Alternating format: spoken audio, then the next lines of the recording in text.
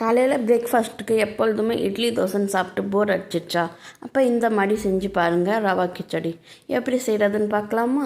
இப்போ கடாயில் ஒரு ஸ்பூன் நெய் ஊற்றிருக்கேன். அதுக்கு ஒரு கப் ரவா எடுத்து நல்லா வறுத்தெடுத்துக்கலாம். நல்லா ரோஸ்ட் ஆனதுக்கப்புறம் அதே கடாயில் கொஞ்சோண்டு எண்ணெய் சேர்த்து ஒரு ஸ்பூன் நெய் சேர்த்து இப்போ கொஞ்சம் ஜீரகம், கொஞ்சம் கடுகு, கொஞ்சம் உளுத்தம் பருப்பு, கொஞ்சோண்டு கருவேப்பிலை, 2 பச்சை மிளகாய் சேர்த்து நல்லா வறுப்பட்டுக்கலாம். வறுத்ததும் ஒரு வெங்காயம் வெட்டி வச்சதை சேர்த்துக்கலாம். இப்போ வெங்காயம் நல்லா பொன்னிறமாக ஆகிற வரைக்கும் வறுத்துட்டு இப்போ அதில் தக்காளி சேர்த்துக்கலாம். ஒரு தக்காளி எடுத்துருக்கேன். அதை நல்லா மிக்ஸ் பண்ணி உங்களுக்கு பிடிச்ச காய்கறிகள்லாம் சேர்த்துக்கலாம். நான் இங்கே பீன்ஸு, கேரட் 2 சேர்த்துருக்கேன். 2த்தையும் நல்லா மிக்ஸ் பண்ணிவிட்டு அது கொஞ்சம் வறுத்ததும் அதில் தேவையான அளவு உப்பு சேர்த்து நல்லா மிக்ஸ் பண்ணிக்கலாம்.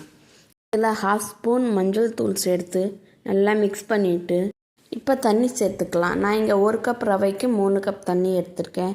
தண்ணி நல்லா கொதித்து வந்தோன்னே வறுத்து வச்ச ரவையை சேர்த்து கலந்து கொடுத்துக்கலாம். இப்போ கலந்து நல்லா கொதித்து வந்தோன்னே ஸ்பூன் நெய் ஊற்றி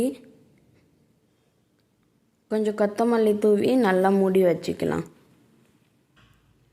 ஆவிலேயே வெந்ததுக்கப்புறம் டேஸ்டியான ரவா கிச்சடி ரெடி. இதை சுட சுட சர்வ் பண்ணுங்கள். இதுக்கு காம்பினேஷன் தேங்காய் சட்னி. அதோடு சாப்பிட்டு பாருங்கள், சூப்பராக இருக்கும். ட்ரை பண்ணி பாருங்கள். பிடிச்சிருந்தா என் சேனலை சப்ஸ்கிரைப் பண்ணிக்கோங்க. நாளைக்கு புது வீடியோவில் பார்ப்போம். பாய்.